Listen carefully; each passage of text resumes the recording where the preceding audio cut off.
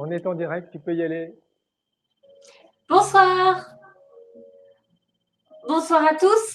Je suis ravie de vous retrouver pour ce webinaire du 20 février 2020. C'est pas rien comme date.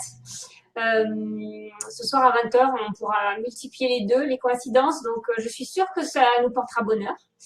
Je vais laisser la parole à Dominique, mais dans un premier temps, je voudrais vous rappeler que le forum chromobiologie a été créé le mois dernier. Je vous rappellerai le lien.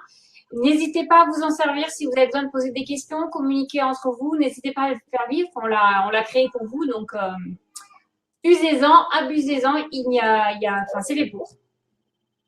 Donc voilà. Aujourd'hui, le thème du webinaire, j'ai pensé que ce serait bon de sortir un peu des questions autour des traitements énergétiques. Les enveloppes énergétiques ont beaucoup de ressources, on peut les utiliser de différentes façons. Et j'ai donc demandé à Dominique de nous en parler. Dominique, je te propose d'aborder les questions que j'ai reçues par nos lecteurs et puis ensuite de nous parler un petit peu de ces enveloppes énergétiques. Est-ce que tu veux nous dire un petit mot avant de répondre aux questions? Déjà, vous saluer, vous dire bonjour, je suis ravi de vous retrouver. Ce soir, Sylvie ne sera pas avec moi, elle s'occupe de nos autres petits-enfants. Par contre, je vous présenterai tout à l'heure une de nos petites filles qui nous servira de modèle pour faire les exercices que je vais vous proposer. Et il y a toujours Olivier qui est avec nous à la technique, avec Xavier qui nous aide. Donc tout le monde est là et on est content de vous retrouver. Merci. Donc, alors, du coup… Oui, vas-y, je t'écoute. Alors, tu avais deux questions, tu avais une sur les lampes et une sur le modulor. Oui, alors la première question concerne les modulors. Donc, il y a différents modulors qui existent et Odile aimerait que tu nous rappelles un petit peu les différentes façons comment trouver le sens du modulor. Certains ont un sens, d'autres non. Donc voilà, est-ce que tu peux juste vite fait en quelques mots nous rappeler leur spécificité? Donc, je vous rappelle qu'un produit qui fait du bien à la personne élargit les enveloppes. Un produit qui ne fait pas du bien rétrécit les enveloppes. Les modulors qui sont destinés en spirale, forcément, ça crée un vortex qui va aller dans un sens positif ou, si c'est dans l'autre sens par rapport au chakra, ça peut diminuer la taille de l'enveloppe. Donc, pour repérer dans quelle position le modulor fonctionne bien sur la personne, eh bien, il suffit simplement de le mettre dans le sens où il élargit le plus l'enveloppe. C'est tout. C'est pas plus compliqué que ça. Alors, je ne vais pas trop m'attarder sur ça, mais la règle de base, ça va être celle-là. La position du modulor qui élargit le plus l'enveloppe. Ça va pour ça? Oui, très bien. Effectivement, ça évite de se poser la question. On ne part pas avec un a priori, on teste. Voilà. Ceci dit, il peut arriver que vous ayez envie de fonctionner dans l'autre sens, dans le sens où ça rétrécit l'enveloppe pour créer une sorte de friction avec le mouvement du chakra quand vous êtes sur un chakra.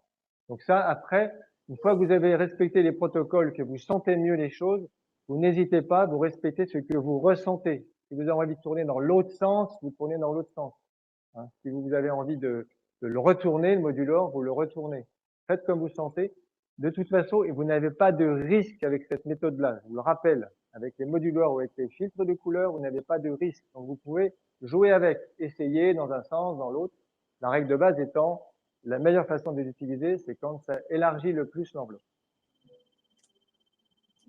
Merci. Cette fois-ci, une question sur les lampes. Est-ce que tu peux nous rappeler la différence entre les lampes biocycles et les home color, et ensuite entre le biocolor hybride et le deluxe? Ça aiderait les gens à choisir en fait. Donc vous avez deux grands types de lampes. Vous avez le type de lampe qui peut être mis à disposition de tout le monde, que ce soit les particuliers qui n'ont pas fait de formation ou que ce soit vous qui êtes en formation, parce que ça fonctionne très très bien et ça peut être une bonne façon de commencer à apprivoiser la puissance des couleurs sur la structure vibratoire. Alors, c'est ce type de lampe, on appelle ça les chromolampes avec les biocycles. Alors, les biocycles, ce sont des cycles qui sont moins incisifs que les cycles des biocolores et qui sont plus harmonisants. Du coup, il n'y a pas de risque à les utiliser. Il y a 4 cycles principaux. Vous avez le dessin hein, quelque part dans vos documents. Il y a 4 cycles principaux qui vont balayer les 4 couleurs principales. Les 4 couleurs principales sont les 3 couleurs fondamentales lumière, qui sont le rouge, le vert et le bleu. Et puis la 4e, qui va compléter ça, c'est le magenta, qui n'est pas dans les couleurs fondamentales lumière. Donc le balayage des cycles, des 4 cycles principaux, ça va être autour des rouges, autour des bleus, autour des verts et autour des magentas. Ça, ce sont les 4 premiers cycles. Pour les utiliser, ces 4 cycles-là, le plus simple, c'est de respecter le goût que l'on a des couleurs. Si vous aimez bien plutôt dans les rouges, vous allez choisir le cycle qui balaye autour des rouges. Si vous aimez bien là plutôt du côté des verts, vous prenez le cycle qui balaye du côté des verts. Si vous préférez plutôt les bleus, vous choisissez le cycle du côté des bleus. Pareil pour le magenta. Après ça, vous avez d'autres cycles qui sont des cycles arc-en-ciel et des cycles qu'on appelle blanc Fibonacci. Les cycles arc-en-ciel, vous allez voir que c'est harmonisant, c'est relaxant, c'est détendant, ça crée une ambiance. Là, on peut les utiliser autant que l'on veut et autant que l'on sent, puisque c'est toujours la même démarche, c'est faire comme l'on sent. Le blanc Fibonacci, qui peut vous servir aussi d'éclairage, c'est toutes les couleurs qui défilent à toute vitesse avec la proportion du nombre d'or. C'est une lumière blanche qui est éclairante et qui est en même temps régénérante, comme si on faisait une perfusion de particules d'énergie colorée en parfaite harmonie avec le corps vibratoire. Ça, vous pouvez utiliser autant que vous voulez. Et les personnes qui viennent, qui ont des pathologies lourdes, on joue sur leurs ressources, sur leur capacité de régénération, eh bien, cet éclairage-là va leur permettre de se régénérer. Je leur conseille à ceux-là, éventuellement, de prendre cette lampe-là parce que ça fait vraiment beaucoup de bien, surtout à la fin de la cure où ils ont fait tout un travail de nettoyage et de régénération. Ça, ce sont les principaux cycles qu'on peut utiliser très facilement. Après, Olivier a fait 6 autres cycles qui sont la couleur et la couleur complémentaire en quantité égale. En quantité égale, ça veut dire que on va balayer l'axe de la couleur et de sa complémentaire, parce que c'est un axe, par exemple, l'écarlate, ça correspond à la limite du corps, et la complémentaire, c'est le turquoise qui correspond à la limite par rapport à l'autre. Eh bien, si on aime bien l'une de ces deux couleurs, ou si on n'aime pas l'une des deux couleurs complémentaires, on va utiliser le cycle correspondant. Par exemple, j'aime bien le bleu, ou je n'aime pas du tout le bleu, ou j'aime bien le jaune, ou je n'aime pas du tout le jaune, je vais choisir le cycle qui va faire l'axe bleu-jaune. Parce qu'il n'y aura pas de risque, le total, ça fait du blanc. Mais on va ébranler, on va faire circuler l'énergie sur ce niveau-là. Autre exemple, si je n'aime pas du tout le rouge, ou si j'aime beaucoup le rouge, ou si je n'aime pas le cyan, ou j'aime beaucoup le cyan, je peux aussi utiliser le cycle rouge-cyan. Hein, parce que ça fait faire bouger le système de la sécurité avec le rouge qui permet de s'exprimer en toute authenticité avec le cyan. Et le total faisant du blanc, il n'y a pas de risque non plus. Donc ces lampes biocycles sont déjà très puissantes pour ressentir l'efficacité de la couleur et pour se faire du bien, et en même temps, elles ne présentent pas de risque. On s'est arrangé pour qu'il n'y ait pas de risque avec ces lampes-là, on ne peut se faire que du bien. Les biocolores. Alors, le cycle des biocolores, c'est beaucoup plus, c'est-à-dire beaucoup plus professionnel. Les lampes biocycles, encore une fois, elles peuvent être utilisées par les thérapeutes. C'est très intéressant, par exemple, quand on fait un traitement spécifique, d'avoir un cycle de couleurs moins spécifique que les traitements au biocolore, par exemple. Mais ça peut aussi accompagner n'importe quelle autre séance de thérapie, les biocycles. Le biocolore, là, vous avez 12 cycles de couleurs, des 12 couleurs principales de l'hexagramme. On parle de cycle de couleurs parce que chaque couleur est faite, chaque cycle d'une couleur est fait de la couleur alternée avec sa complémentaire et alternée avec chacune des 12 couleurs de l'hexagramme. On ne voit que la couleur parce qu'on monte en fréquence à plus de 150 000 couleurs par seconde. Donc, on ne voit que la couleur, hein, mais en même temps, elle est potentialisée, elle est rendue beaucoup plus puissante, beaucoup plus incisive par le fait qu'elle est hachée, alternée avec les couleurs complémentaires et toutes les couleurs de l'hexagramme. Donc, ces cycles de couleurs qui sont au nombre de 12, comme les 12 couleurs du sautement et de l'hexagramme, elles balayent tout le spectre. Là, ça nécessite d'avoir fait un minimum d'apprentissage, c'est-à-dire de ce que vous êtes en train de faire. C'est pour ça qu'il faut vous entraîner à percevoir les enveloppes. C'est pour ça que ces outils-là, on les met vraiment entre les mains de gens qui commencent à bien sentir les choses, parce que c'est très puissant. Alors là, vous avez le biocolor, qu'on appelle le biocolor de luxe, qui est celui-ci. C'est vraiment un outil remarquable. C'est vraiment un outil qui est... voilà, on choisit une couleur, mais ça on l'a vu déjà la dernière fois, on choisit une couleur et on va pouvoir être très très pointu dans le choix de l'endroit, l'enveloppe, toujours dans le système patient-thérapeute. Ça c'est vraiment un outil professionnel remarquable qui a l'avantage de pouvoir se mettre à la ceinture, se trimballer, se bouger très facilement, parce qu'il y a une batterie dedans, en même temps qu'il peut se brancher sur le secteur. Un outil vraiment tout à fait étonnant. Et alors, Olivier, qui n'arrête pas d'inventer des choses, je ne dirai pas tout ce qu'il a fait encore, mais il a mis au point ce qu'il appelle l'hybride. L'hybride, ça va permettre d'avoir une ambiance globale avec la boule, donc comme on l'a de l'autre côté. De l'autre côté, je vais le faire marcher avec le... On voit pas très bien les lumières hein, sur l'écran, mais ça, on le sait bien. Ah, voilà. Hein. Donc, vous avez la boule qui va rayonner d'une couleur comme ces boules-là, qui sont toutes commandables avec une télécommande. Mais en plus, il y a une petite lampe comme sur le biocolor. Et les cycles de cet ensemble-là, ce sont les cycles du biocolor.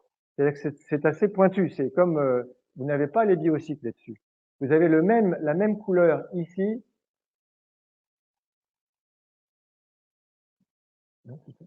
Vous avez la même couleur ici qu'ici. Donc là, ça suppose effectivement d'être assez pointu. Mais c'est un outil aussi tout à fait remarquable. Comme tout ce qu'a fait Olivier d'ailleurs. Faut pas que je le dise de trop parce que il a dit mais non, c'est bon. Enfin bref. Voilà. Donc ça c'est, je pense que, est-ce que c'est assez clair, Karine? Est-ce que tu penses que mes explications ça peut suffire? Oui, oui, je pense. Bon. Donc on va passer à. On verra en fonction des questions que je reçois plus tard. Moi, je pense que c'est pas mal. Après, si jamais, je peux aussi renvoyer sur le webinaire spécial lampe qu'on a fait l'année dernière. Mais je vous rappelle que vous avez les lampes, mais entraînez-vous avec les modulors et avec les filtres. C'est aussi très très intéressant. oui, moi j'ai beaucoup utilisé les filtres avant d'utiliser ma lampe et j'avoue que je m'en sers toujours. Hein. Ça reste quand même un outil intéressant. Ah oui, Olivier me demande de préciser quelque chose. D'ailleurs, j'ai encore deux choses à préciser sur les lampes. La première, c'est que le thérapeute profite des cycles de couleurs. Moi, quand je fais des massages, j'ai en permanence des cycles de couleurs qui tournent pour s'occuper de la personne qui est en massage. Et en même temps, j'en profite. D'ailleurs, j'ai dû le signaler dans la formation. Il y a 40 ans, j'étais pratiquement chauve. Et à force de faire des couleurs pendant mes massages ou pendant les soins, ben, mes cheveux ont poussé. Et il en manque. Mais quand même, c'est assez surprenant. Ça m'a beaucoup surpris. Ça confirme qu'il y a une forme de régénération qui se fait. Tout le monde en profite. Je vous ai expliqué que quand on traite les gens, on fait dans le système patient-thérapeute, c'est-à-dire qu'on soigne le thérapeute en même temps que le patient. Et bien là, c'est ce qui se passe aussi. Quand on soigne avec les couleurs, finalement, tout le monde en profite. D'où l'intérêt d'avoir ces biocycles qui ne présentent pas de danger. Voilà. Alors, ce que Olivier a mis au point aussi, parce qu'on a eu pas mal de questions sur comment se produire des lampes de phosphène, eh ben, Olivier, il a mis au point des lampes de phosphène. Donc, je ne vais pas non plus vous détailler le phosphène, on en a déjà parlé, mais si vous voulez commander chez nous, plutôt que dans les adresses qu'on a pu vous indiquer, vous avez des lampes à 50 watts et à 100 watts. Je crois que c'est, je sais pas, c'est 75 € et 80 €, quelque chose comme ça. Vous pourrez toujours vous adresser à Arc-en-Ciel Innovation. Comme vous aviez du mal à les trouver, là, il n'y a pas de souci. Voilà. On passe à la suite, Karine? Exactement. Oui, et si vous Donc, voulez commander des filtres aussi, on s'est réapprovisionné des filtres dans polycarbonate, on en a aussi maintenant sous la main. Merci. Donc, Alors, du coup, je te propose de nous parler un petit peu de ces enveloppes énergétiques. voilà. On a Ok. beaucoup d'utilisations possibles. On peut dialoguer avec elles. Donc, est-ce que tu peux nous en parler au-delà des Alors, traitements Rose, tu veux bien venir? Je vous présente l'une de mes petites filles qui s'appelle Rose. Qui Bonsoir, Rose. va... On a fait... Oui, on a fait un atelier. On va éteindre ça, on va y voir plus clair. On a fait un atelier avec les petits enfants hier soir. Là, là. Voilà. Oui, oui, c'est bien. Ça, c'est bien. Voilà. Et en fait, maintenant, elle sait faire aussi. Donc, je vais faire sur elle et puis il y a des choses qu'on va faire ensemble. Dans la formation, vous voyez que les pierres, les plantes, les animaux, les êtres humains ont tous une structure vibratoire avec des enveloppes. Hein. On va surtout travailler sur la première enveloppe. Ce que je vais vous montrer pour commencer, c'est quand vous voyez cette plante-là, faudrait, on la voit pas là, d'accord? Non, hein? Olivier, faudrait, ah bah voilà. Ça y est, on la voit bien? Encore un peu. Voilà. Bon. Avec Rose, on va sentir l'enveloppe de la plante. Hein. Alors, moi, je sens avec le pouls. C'est-à-dire que si je traverse l'enveloppe à toute vitesse, j'ai un rebond au pouls à l'endroit où je traverse l'enveloppe. Rose, elle va sentir à la main. Quand elle passe la main le long de l'enveloppe, elle sent comme du coton, du chaud, du froid, une petite résistance. Voilà. Alors, ces enveloppes, c'est une forme de conscience, même sur les plantes, avec laquelle on peut dialoguer. Exemple, si je menace la plante de la couper, de la brûler, de la torturer, hein, on va le faire là avec Rose, l'enveloppe va se rétrécir. Dans notre tête, on lui propose de la martyriser. Rappelons que c'est juste un exercice. Hein. C'est un exercice, hein. On le fait jamais. Hein. Hein, on le fait pas, ça, non. Voilà. Mais, en fait, on joue avec elle, on dialogue avec elle, et à ce moment-là, tu peux regarder, Rose, son enveloppe, elle se rétrécit, elle arrive là. Tout à l'heure, elle était là. Hein. En fait, elles aiment bien qu'on joue avec. Et là, si on lui envoie des bonnes pensées, on imagine qu'on va l'arroser, qu'on va lui faire du bien, qu'on l'aime beaucoup, hein, eh bien, son enveloppe s'élargit. Hop. Alors là, il faut aller assez loin parce que ça s'élargit beaucoup, en fait. Donc ça confirme que d'abord que les enveloppes, les plantes ont aussi participent d'une forme de conscience avec laquelle on peut dialoguer et que ces enveloppes, c'est une forme de conscience avec laquelle on peut dialoguer. Ça, vous pouvez, non seulement vous pouvez lui envoyer des bonnes pensées, mais vous pouvez aussi lui demander ce dont elle a besoin. Qu'est-ce qui se passerait si on l'arrose? Hop, je pense qu'elle a un peu soif, par exemple. Hein. Est-ce qu'elle est bien à la bonne place, à l'endroit où on la met dans le centre? Est-ce que si on veut la planter dehors, elle sera bien à quel endroit? Moi, je fais un petit peu de jardin. Ben, maintenant, quand je plante un arbre, je cherche à quel endroit il veut aller. Hein, quand je plante une plante en extérieur, je lui demande à quel endroit elle se sentira le mieux. Et puis, je vérifie sur son enveloppe. Je cherche comme ça avec le pouls, et puis je vérifie sur son enveloppe que l'enveloppe s'élargit. On dialogue avec la plante. Voilà. Donc ça, entraînez-vous. J'ai eu des exemples de stagiaires qui m'ont raconté avoir vu des fleurs refleurir quand ils ont commencé à s'en occuper. J'en ai vu j'ai une stagiaire qui m'a dit qu'elle devait déménager d'un grand appartement à un appartement plus petit. Elle avait beaucoup de plantes dans son appartement. 3 mois avant de partir, elle avait choisi les plantes qu'elle emmènerait. Au moment du déménagement, les autres plantes étaient pratiquement mortes. Il y a vraiment une conscience de la plante avec laquelle on peut dialoguer. Ça nous donne une autre façon d'aborder la vie, les gens, les animaux et tout ça, parce que finalement, nous participons tous de la même réalité de conscience. Notamment, je fais une petite note pour les végétariens. La souffrance animale, c'est quelque chose. C'est tout à fait essentiel de respecter les animaux, mais ça reste essentiel aussi de prendre conscience de ce que nous avons dans notre assiette quand ce sont des légumes. C'est aussi quelque chose de l'ordre de la conscience, une réalité qui participe de la même conscience et ça se respecte autant. Voilà, ça c'était pour les enveloppes des plantes.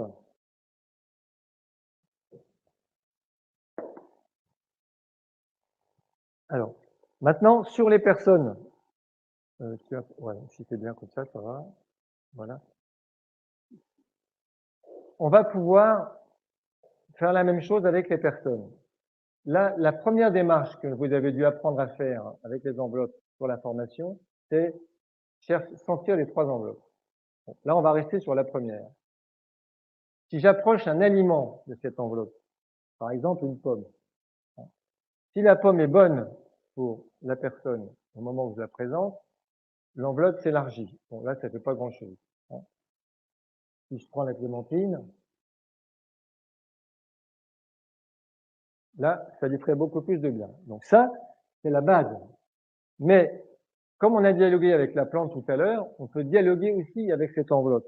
Je peux simplement mesurer l'enveloppe, penser l'impact de la clémentine sur rose, et je vais avoir le même résultat.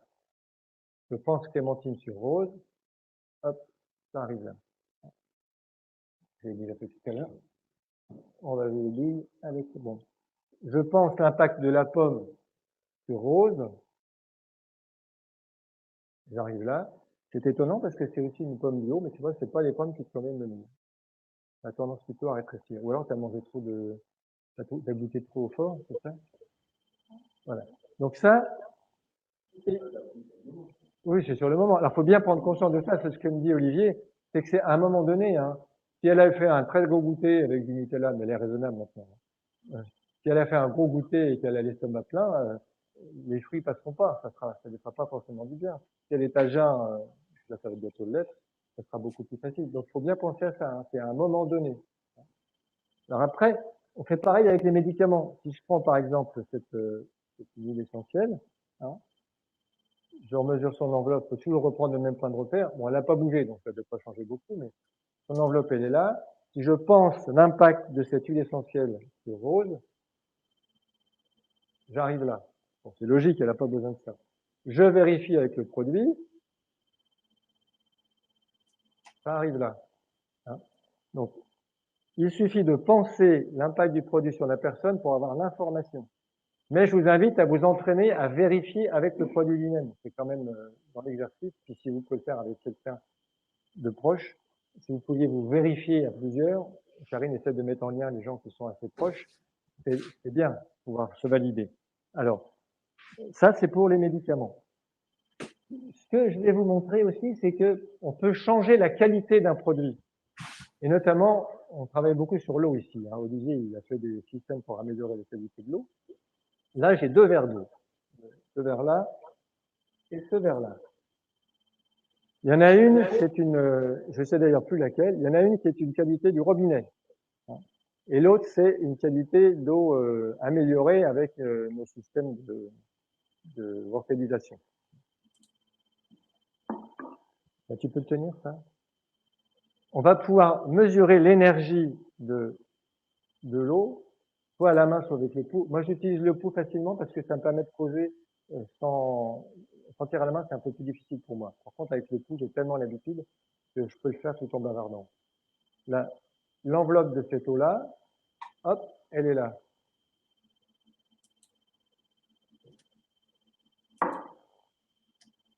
L'enveloppe de cette eau-là, elle est là. Donc ça, déjà, comme ça, vous pouvez repérer la qualité des aliments. Hein. Celle-là est une eau qui est beaucoup plus intéressante que l'autre. Et comment on va pouvoir vérifier son impact? Avec les enveloppes. Je mesure l'enveloppe de rose à nouveau. Elle arrive là. Si je place cette eau-là à cet endroit-là, l'enveloppe arrive là. Donc c'est pas une mauvaise eau. Ça l'élargit pas, mais ça lui fait pas tellement de mal. Par contre, si je mets cette eau-là, là, vous êtes obligé de me croire sur parole parce que vous ne pouvez pas faire l'exercice en même temps que moi. Mais on le fait en stage, hein, donc ça se répète. Voilà, là, tu devrais boire un peu, hein, la donnée. L'enveloppe s'élargit beaucoup. Ça veut dire qu'elle aurait besoin de s'hydrater, peut-être pour éliminer, en tout cas, et s'hydrater avec de la bonne eau. D'où l'importance aussi de tout ce travail qui est fait sur l'eau.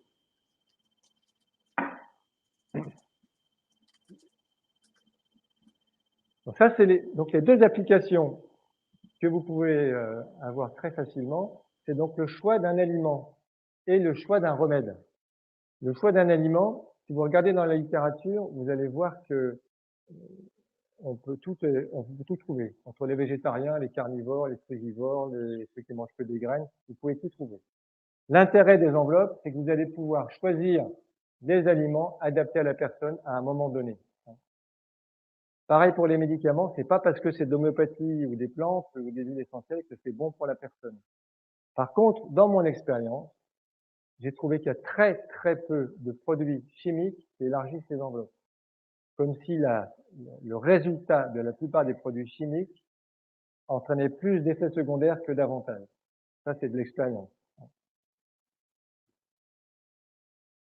Vous avez deux autres applications qui sont importantes à utiliser souvent. L'une d'entre elles, c'est la géobiologie. Si vous êtes sur un endroit perturbé, il y en a partout. Dans une maison, il y a ce qu'on appelle les nœuds de Hartmann. Les enveloppes se rétrécissent. Par exemple, ici,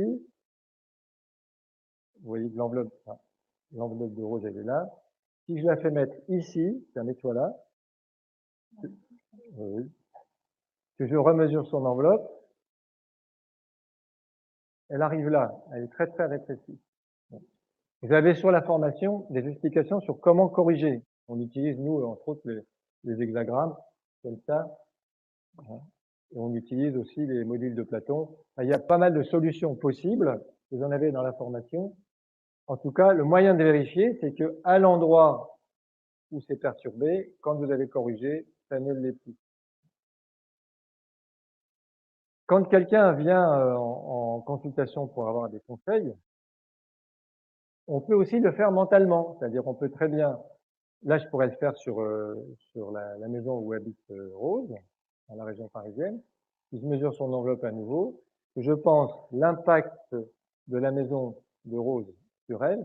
On va pas faire encore ça. Là, c'est du live. Hein. Qu'est-ce que ça donne? J'arrive là. Donc, ça voudrait dire que si, bon, elle est en forme, ça va. Mais si elle n'était pas bien, ça vaudrait le coup d'aller voir pour harmoniser la maison. Alors, peut-être qu'il y a trop de champs électromagnétiques, peut-être que... Après, c'est tout le travail de géobiologie. Hein. Vous avez aussi dans la formation tout un volet qui développe ça. Et ça, on va le faire, on va commencer à l'expliquer tout à l'heure, on peut le faire à distance, on peut le faire sur papier. Donc ça, c'est l'étude de la géobiologie. Vous pouvez n'importe quand vérifier que là où vous dormez, votre enveloppe, elle reste large. Si elle se rétrécit, ben, vous avez les moyens de corriger. Vous pouvez vérifier là où vous travaillez, si votre enveloppe se rétrécit, ben, ça serait bien de faire quelque chose. Et tous penser que si vous êtes 5, 6, 7 heures par jour devant un ordinateur, vous allez, votre énergie, elle fond. Et il faut trouver des moyens de se corriger. Il y en a, hein, entre autres les lampes, les hexagrammes, les modules de Platon. Enfin, il y a des possibilités qui vous ont évoquées dans la formation. La quatrième utilisation des enveloppes, c'est l'étude de l'harmonie entre deux personnes. Là, vous pouvez faire d'exercices. Vous prenez deux personnes qui veulent vérifier l'harmonie entre elles. Vous mesurez la première, la deuxième et la troisième enveloppe d'une personne. Vous prenez un point de repère sur le sol. Vous faites approcher la personne que vous voulez tester, dont vous voulez tester l'impact sur la personne que vous testez, et vous remesurez l'impact sur le physique, sur le psychologique et sur le mental. Et puis vous inversez. Vous prenez la personne qui s'était rapprochée et vous faites éloigner l'autre. Vous faites le même repérage, première, deuxième, troisième enveloppe de la personne, de la deuxième personne, et vous voyez, vous faites rapprocher l'autre personne pour tester l'impact de cette deuxième personne sur la première. Comme ça, vous avez l'impact de l'une sur l'autre et de l'une sur de l'une sur l'autre et de l'autre sur l'une. Bon. Encore une fois, c'est comme pour les aliments. Hein. C'est à un moment donné, dans une situation donnée, c'est pour ça d'ailleurs qu'on apprendra à faire sur le papier le potentiel de l'harmonie entre deux personnes. Ça, c'est tout un service qu'on peut rendre au couple. Toute cette partie conseil intuitif, puisqu'on peut parler de ça, vous l'avez aussi développé dans la formation. on répondra à toutes les questions parce que il y a pas mal de choses à respecter dans ce domaine-là. Donc, 4 applications de la perception des enveloppes pour faire du conseil intuitif, le choix d'un aliment, le choix d'un remède, l'étude de la qualité vibratoire d'un lieu et de son impact sur les personnes, et l'étude de l'harmonie entre des personnes, que ce soit des collègues de travail ou que ce soit dans un couple, que ce soit dans une famille. Je pense qu'avec toi, ça va être bon, Rose. Est-ce qu'il y a des questions sur ça avant de franchir une nouvelle étape, Karine? Est-ce que tu penses qu'il faudrait préciser des choses? Sur le Skype, sur le chat, je vois rien pour l'instant. Donc, si vous avez des questions, n'hésitez pas à les poser. Non, je pense que tu as fait le tour pour l'instant. Après, les possibilités sont infinies, hein, donc il faut vraiment insister sur le fait que tous les tests sont dépendants du moment présent, rien n'est définitif, et voilà. Et peut-être préciser en général que tu utilises la première enveloppe. Peut-on soi-même vérifier sa première enveloppe? C'est une question de Catherine, me dit Olivier. Ça reste, c'est le problème, c'est qu'il n'y a pas de, je vous l'ai expliqué aussi dans la formation, il n'y a pas d'objectivité chez l'être humain, et se vérifier soi-même, c'est toujours un peu difficile. Vous n'allez pas toujours être sûr de ce que vous faites. Il faut s'entraîner. Il n'y a pas 36 solutions, ce sont des exercices. Plus vous serez aligné, plus vous serez détaché des réponses que ça peut vous donner quand vous testez vos propres enveloppes, plus vous pourrez avancer. Mais c'est sûr que vous pouvez très bien tester du chocolat, par exemple, et sentir que ça vous élargit, alors que non. J'ai vu une thérapeute, d'ailleurs, en Suisse, qui trouvait que la cigarette lui faisait du bien. Moi, quand je testais, ça lui faisait pas du bien. Mais elle devait avoir besoin de ça pour se rassurer. Donc, il faut s'entraîner. Il n'y a pas de problème. C'est vraiment un chemin, hein, cette histoire d'apprentissage de la perception intuitive, de l'objectivation des perceptions intuitives. Comme il n'y a pas d'objectivité chez l'être humain, mais il n'y en a pas non plus quand on réfléchit, hein, si vous posez bien la question. Il n'y a aucune objectivité chez l'être humain, pas plus dans la réflexion que dans la perception intuitive. Donc, il faut travailler sur soi. Après, Dominique, pour mémoire, je pense que Catherine se demande si elle sent du chaud à 40 cm, donc elle se demande si c'est possible. Donc, moi, ce que je rappelle, c'est que on ne trouve que ce qu'on cherche. C'est-à-dire que pour trouver la première enveloppe, il faut penser qu'on cherche la première enveloppe. Pour trouver la seconde, il faut penser qu'on cherche la seconde, et ainsi de suite. Sinon, on peut trouver n'importe quoi. C'est ça. C'est comme à la télé et à la radio, hein. Vous choisissez votre chaîne. Voilà. Vous choisissez d'être sur la première enveloppe, vous êtes normalement sur la première enveloppe. Mais la première enveloppe, elle peut être n'importe où selon l'endroit où est la personne et selon son état.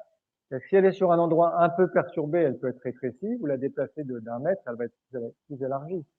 Donc, qu'elle trouve la première enveloppe à 40 cm, ça peut se voir, hein. Tout est possible. La difficulté, c'est que tout est possible. Et quand vous testez un produit qui est très toxique, hein, eh bien, vous pouvez avoir la première enveloppe qui se rétrécit beaucoup. Donc, si vous partez de trop loin, vous risquez d'être sur la deuxième enveloppe ou la troisième enveloppe et vous dire, bah, c'est pas si mauvais que ça, alors qu'en fait, ça rétrécit beaucoup la première enveloppe. Ça, c'est toute la difficulté. Mais c'est un chemin. Quand vous apprenez une langue étrangère, ben, vous commencez par bafouiller. Après, vous essayez d'améliorer l'accent. Ben, là, c'est pareil. Je pense que ça s'apprend plus facilement qu'une langue étrangère, mais c'est un chemin. Ça va, Karine? Oui, je te propose de parler des utilisations un petit peu plus avancées des enveloppes. Oui, d'accord. Ben, on va ramener le tableau, là. Tu prends de l'autre côté, comme ça on va être dans le bon sens. Attention à la plante.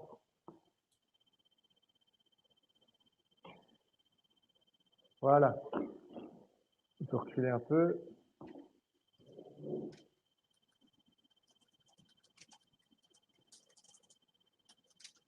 Je vous ai proposé dans l'information des exercices en partant d'une photo. Si vous partez d'une photo, une photo d'identité, ça c'est mes talents de dessinateur. J'aurais dû laisser faire là, qui dessine les coins. Bon. C'est pas grave. Eh bien, si vous recherchez de chaque côté de la photo, vous allez trouver une sensation au doigt ou au cou à un endroit qui correspond à la présence des enveloppes. Et vous pouvez dialoguer avec ces points comme avec la personne. C'est-à-dire là, par exemple, si je pense, je dis que ça c'est la photo de, j'ai même pas besoin de la photo, il suffit que je dise, ça c'est rose, par exemple. Hein. Bon. Je dis, l'enveloppe de rose, je la sens par ici. Quel est l'impact de Clémentine sur Rose? Je vais avoir la même information que sur elle. Voilà. Ça élargit ce point-là, je le ressens ici.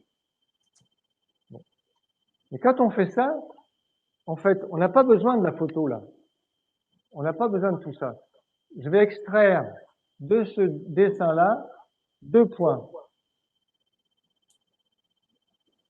Là, je vais dire, ben, c'est le bout du nez ou le nombril de Rose, par exemple. Et je vais dire, ça, je sens sa première enveloppe ici. Progressivement, on sait une échelle qui permet de se dire, tiens, elle va bien ou elle va pas bien. Et si on est sur un papier plus petit, l'échelle va pas être la même. Eh bien ça, vous pouvez commencer à dialoguer avec ces 2 points comme avec la première enveloppe d'une personne. Par exemple, ben, si je reprends l'impact de la pomme sur Rose, et l'impact de la pomme sur Rose, j'arrive ici. Quel est l'impact de sa maison sur elle? J'arrive ici. Ce qui va nous permettre, quand on veut commencer à faire du conseil, quand vous êtes thérapeute, si vous voulez commencer à faire du conseil, c'est de poser un certain nombre de questions clés. La première, ça va être, par exemple, est-ce qu'il y a un problème géobiologique? C'est-à-dire, quel est l'impact de la maison sur la personne? Bon, Rose, elle n'est pas malade, mais si elle était malade, si je trouve ça, c'est pas très grave, l'impact de la maison, mais peut-être faudra un jour s'y intéresser. Mais si je trouvais l'impact de sa maison ici, en prenant la première enveloppe, là, je ferais une étude géobiologique plus poussée. On irait voir qu'est-ce qui se passe dans la maison. Là, ben, il y a des outils qu'on vous a évoqués dans la formation. Peut-être qu'on y reviendra selon les questions à un autre webinaire. Mais si je sens ça sur la géobiologie, on va aller creuser la question. Deuxième type de question, est-ce qu'il y a quel est l'impact de l'alimentation sur la santé de la personne? Donc je regarde, quel est l'impact de l'alimentation sur Rose? Ça arrive là. Donc Rose, tu pourrais améliorer ton alimentation.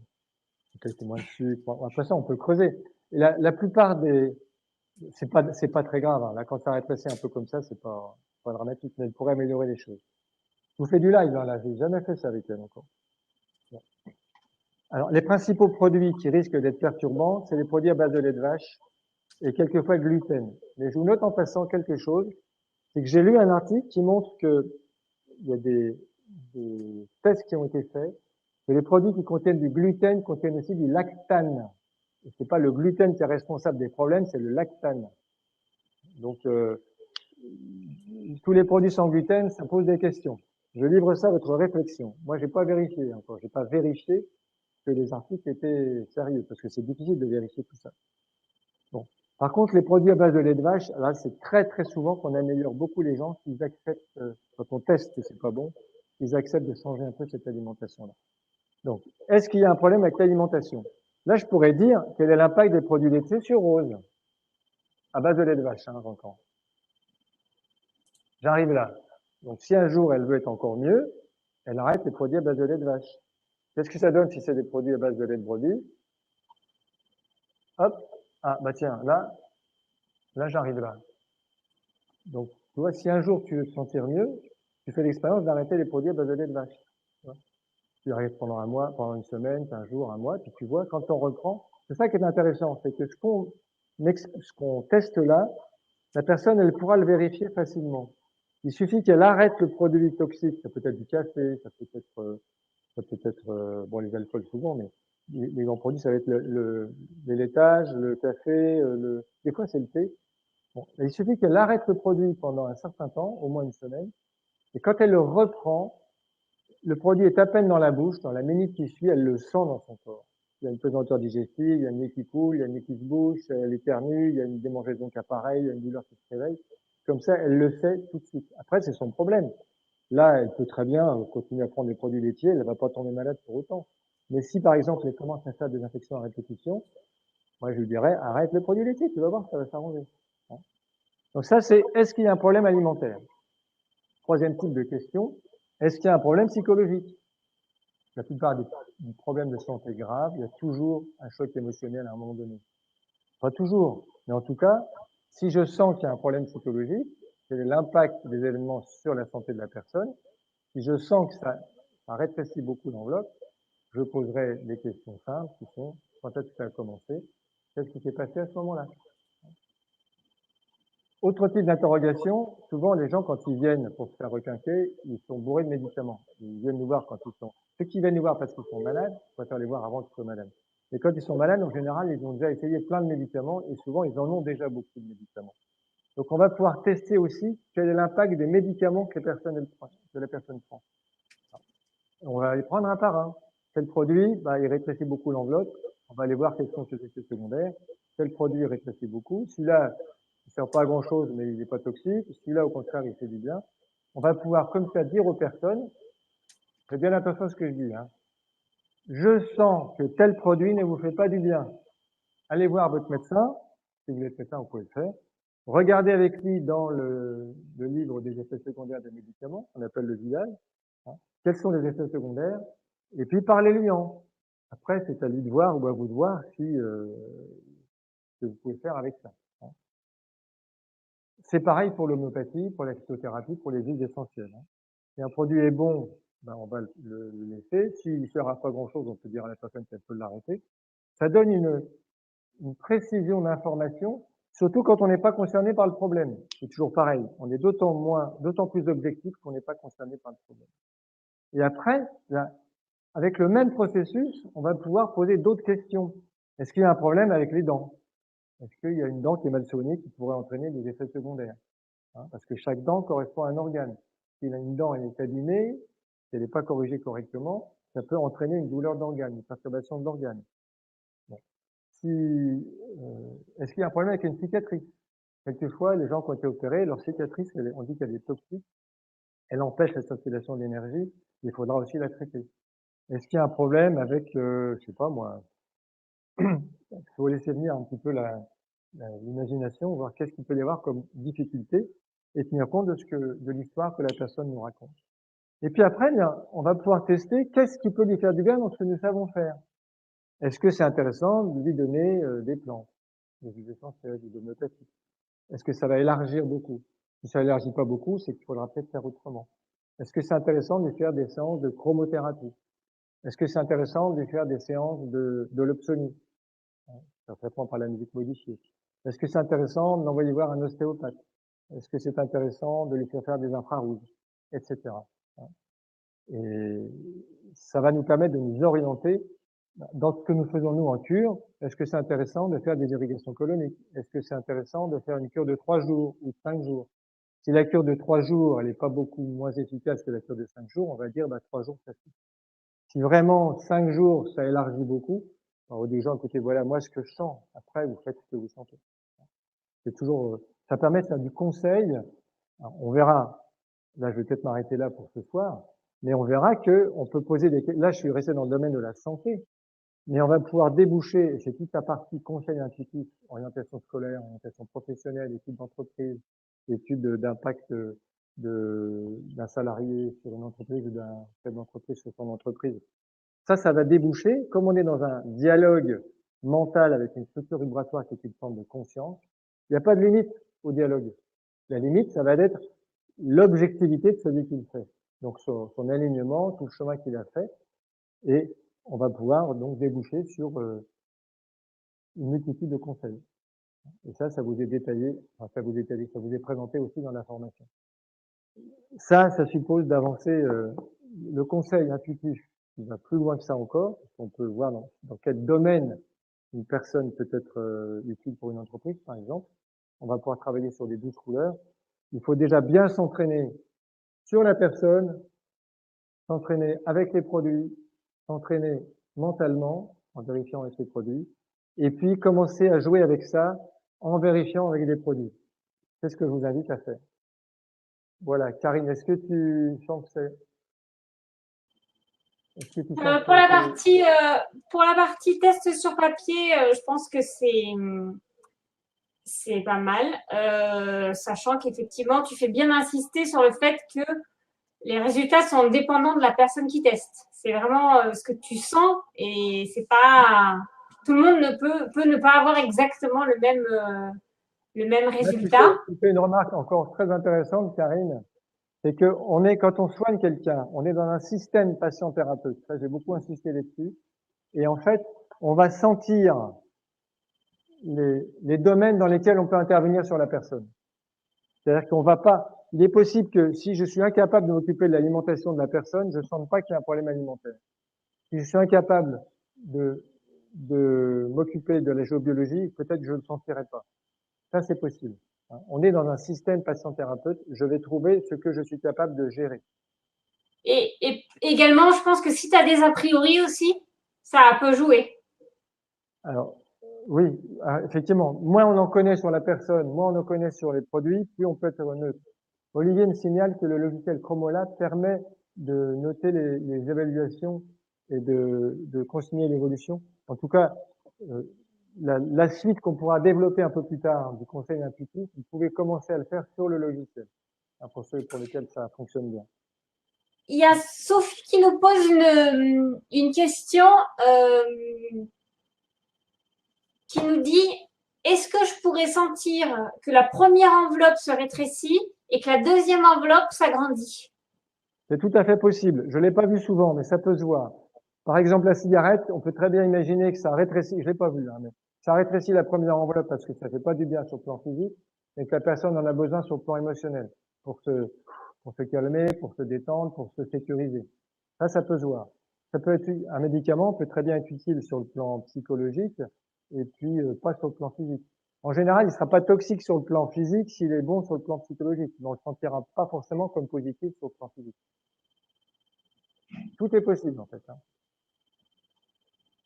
En général, ça va quand même plutôt dans le même sens. Vous pouvez par contre avoir un produit qui marche un petit peu, qui est un peu positif sur le plan physique et qui va élargir beaucoup le plan psychologique. Ça se voit. Ça incite d'ailleurs à poser clairement les questions. Quand vous testez un produit sur une personne, soit vous posez la question, quel est l'impact sur la première enveloppe ou sur la deuxième ou sur la troisième enveloppe, soit vous posez la question, quel est l'impact global sur la personne. Là, vous pouvez interroger la première enveloppe. Il faut vraiment être clair dans la question. Et donc, du coup, puisque tu précises là, première ou deuxième enveloppe, là, sur les tests que tu as fait, tu as cherché à chaque fois par rapport à la première enveloppe. J'ai pas compris. Sur le papier que tu as sous les yeux, là. Sur le papier que tu as sous les yeux, les tests que tu as fait avec Rose, tu les as fait sur sa première enveloppe. Qu'est-ce qu'elle a dit? J'ai pas compris. Voilà, tous les tests, j'ai fait sur la première enveloppe. Exact. Voilà. Oui. Alors, j'aurais pu très bien dessiner la deuxième. Qui arrive là. Et puis tester, est-ce que, je sais pas moi, qu'est-ce qu'on pourrait tester ce qui ferait du bien psychologiquement? Est-ce que sa grand-mère lui fait du bien sur le plan psychologique? Bon, là, je connais la réponse, on l'a testé. Là, effectivement, j'élargis beaucoup l'enveloppe. Si on veut faire l'étude dans un couple,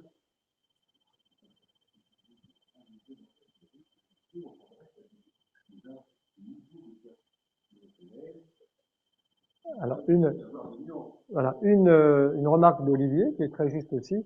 Ça reste très intéressant de pouvoir tester les trois enveloppes, surtout dans certains domaines, et notamment dans la relation de couple. La relation de couple, on va faire quoi? On va faire la première personne avec ses trois enveloppes, l'impact de la deuxième personne sur la première, on va voir ce que ça donne. Si ça élargit tout, c'est bien. Après ça, on va faire les trois enveloppes de la deuxième personne et l'impact de la première personne sur la deuxième. On va voir ce que ça donne. Si les trois enveloppes s'élargissent simultanément, c'est bon. Mais vous pouvez avoir des tas de compensations. Une personne qui fait du bien à l'autre sur le plan physique et l'autre plutôt sur le plan psychologique. Donc ça reste très intéressant, ça. Simplement, notez qu'on peut demander aussi l'impact d'un produit sur la deuxième enveloppe, on peut le demander à la première enveloppe. C'est un vrai dialogue.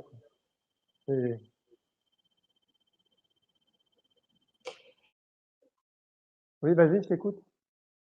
Du coup, les impacts sur la deuxième ou sur la troisième, que là, quand on rentre dans le détail, psycho-émotionnel ou aspect mental, ça devient un petit peu Ça devient pointu quand même. Voilà, c'est pour ça que pour l'instant, entraînez-vous sur des choses simples. Restez sur des choses simples pour l'instant.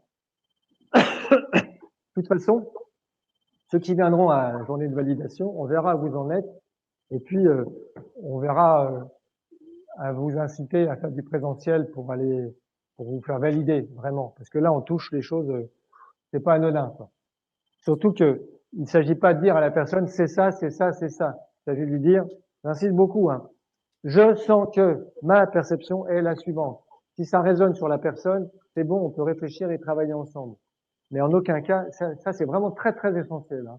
En aucun cas, on va dire à la personne, ça c'est pas bon pour toi, ça c'est pas bon pour toi, ça il faut que tu fasses ça, ça il faut que tu fasses ça.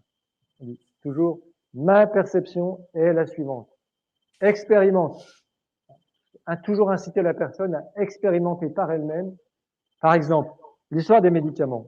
Ne dites jamais à une personne, arrête ce produit, surtout pour les produits chimiques. D'abord, vous risquez d'être accusé d'exercice illégal de la médecine. Par contre, vous pouvez lui dire, je sens que ce produit-là n'est pas bon pour toi. Donc, soit t'en parles à ton médecin, hein, soit, selon le produit que c'est, la personne, elle peut choisir d'expérimenter, de l'arrêter. Par exemple, si une personne, on lui a donné un médicament pour la tension, une personne de 75 ans, elle avait 15, 9,5 de tension, on lui donne un médicament pour la tension. Aujourd'hui, on doit ramener la norme à 14. Il n'y a aucun risque que cette personne-là, elle arrête le médicament de sa propre responsabilité. Elle arrête le produit pendant quelques jours. En contrôlant sa tension tous les jours, il n'y a pas de risque. 15,9 ou 15,9,5 chez une personne de 75 ans, ça n'a rien d'anormal. Donc ça, c'est un petit peu au thérapeute à évaluer, mais c'est pas au thérapeute à prendre la responsabilité de ça. L'idéal, c'est que la personne est un médecin qui ait assez d'ouverture pour expérimenter aussi de son côté l'arrêt des produits qui ne sont pas dangereux, hein. Et puis sinon, c'est la responsabilité de chacun d'entre nous, comme patient, de dire je prends ou je prends pas. Le médecin ordonne, mais en fait, il devrait juste conseiller. Là, je m'avance un petit peu, mais Oui. vous soyez très très prudent, renvoyez la personne à sa responsabilité et à la responsabilité du médecin. Ouais, renvoyons surtout les gens chez leur médecin en fait. Voilà. En gros, c'est Parce ça. que, Alors, à dans part si on l'information, a, ceux qui sont médecins, vous êtes bien, voilà, au moins là, vous pouvez faire ce que vous voulez. voilà. À part si on a un cursus de médecin, effectivement, sinon, mieux vaut dire, je sens que quelque chose ne va pas bien avec ce médicament, va voir ton médecin. Voilà. Le mieux, c'est quand même d'avoir un médecin référent et de ne pas prendre sa place, quoi. Olivier me dit, tu aurais dû utiliser le stylo noir, mais bon, j'aurai pour la prochaine fois. On fait des progrès tous les jours. Bon, voilà, Karine, je t'ai interrompu, excuse-moi.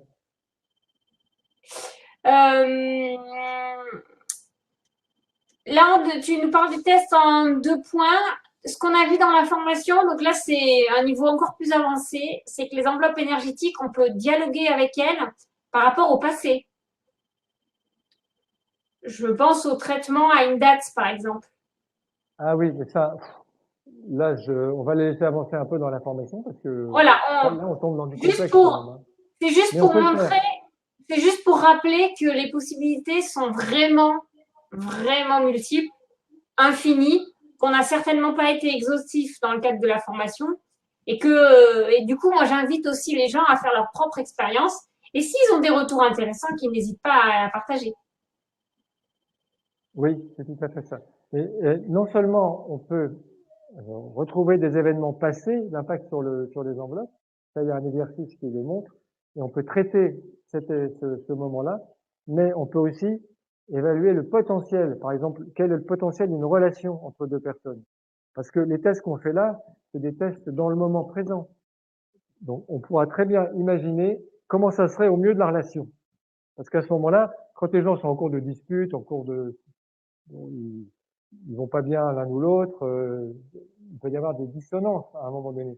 Mais si, quand on fait des tests, on teste le potentiel, si le potentiel est bon, eh bien à ce moment-là, on va tester qu'est-ce qui est intéressant pour avancer. Alors là, Olivier me met un petit mot, me dire quand on travaille à distance sur une personne, il faut avoir son autorisation. On ne teste rien sur quelqu'un qui nous demande rien, hein. Ne testez pas des produits, quelque chose sur quelqu'un à la demande de quelqu'un d'autre. Il faut toujours rester dans une relation entre les deux personnes concernées. Effectivement, étant donné que ces tests sur papier peuvent se faire sans la personne à côté, il faut toujours demander l'autorisation. Ouais. Ça c'est la base du traitement à distance. Mais ça, j'utilise très très souvent hein, pour ma famille, mais aussi pour des gens qui sont venus ici. Ils me demandent de tester, tiens, je vais pas très très bien, qu'est-ce que je pourrais faire? Alors quand ils ont une lampe, je peux leur dire, ben écoute, si tu sais pas encore sentir vraiment, ben, je peux t'indiquer quelle couleur tu peux mettre ou quel remède homéopathique ou quel temps tu pourrais faire, ou bien, je sais pas, quel exercice. Ça, je le fais très souvent, hein, mais c'est toujours dans une relation.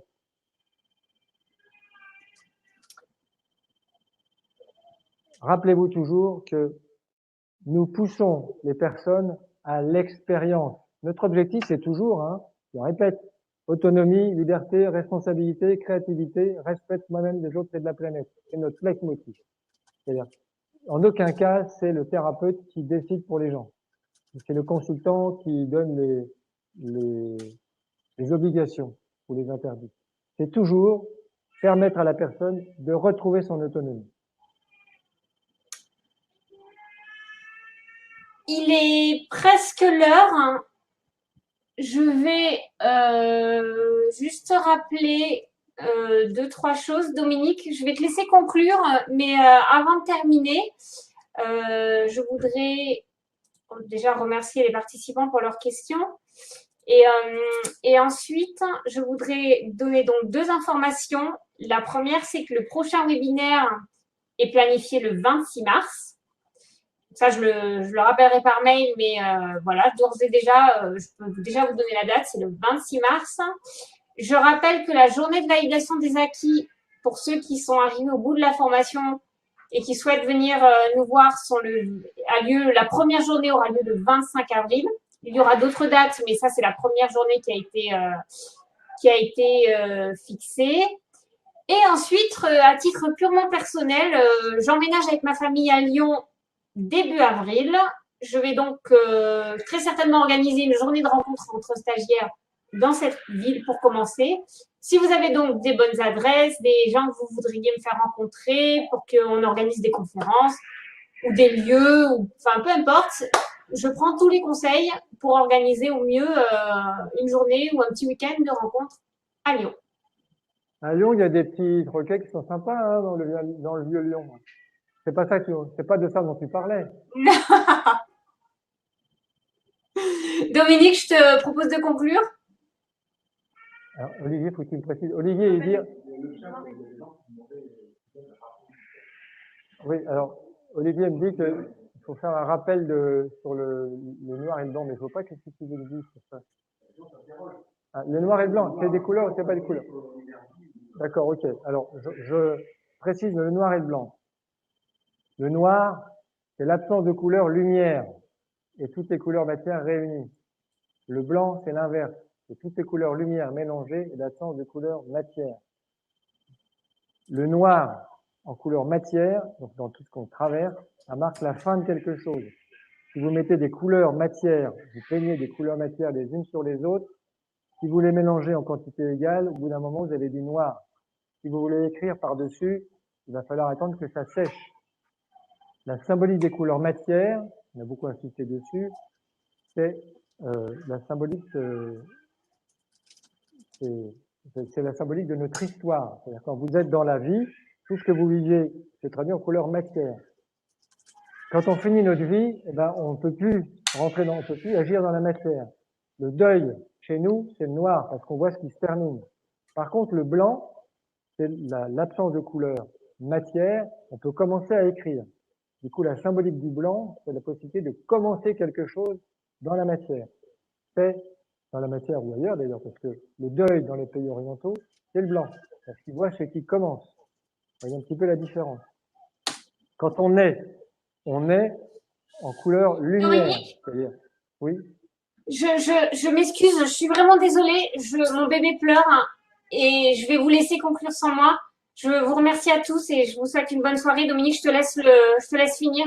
Je m'excuse de partir comme ça. Ben, bonne soirée, Karine, et puis merci encore pour ta collaboration. Hein? Maintenant, c'est trop tard. Ça, donc, je reviens sur les couleurs lumière. Donc, les couleurs matière, on a vu que la symbolique des couleurs matière, elle était universelle. Et en même temps, vous voyez qu'entre le noir et le blanc, l'universalité, c'est la symbolique est la même, mais il ne signifie pas la même chose. Il y en a qui signifient la fin avec le noir, et d'autres qui signifient le début. Et en symbolique lumière, le noir, c'est l'absence de couleur lumière. En fait, quand on arrive, comment je pourrais dire, on arrive avec un potentiel de. Là, il faut que je réfléchisse un peu plus pour vous présenter ça autrement. J'arrive pas à vous citer ça. Blanc et noir, en tout cas en couleur matière, c'est clair. Le noir, c'est la fin de quelque chose, et le blanc, c'est le début d'autre chose. On va rester sur ça pour l'instant. Voilà. Bon, Olivier, tu as quelque chose à ajouter, puisque Karine est. Non?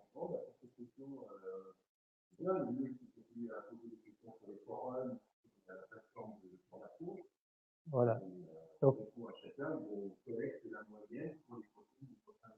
vous n'hésitez pas à reposer toutes les questions que vous voulez sur le site, et Karine les reprendra pour qu'on puisse les aborder la prochaine fois.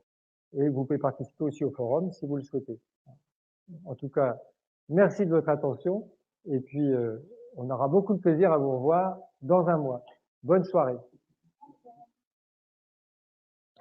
Merci Rose. Voilà.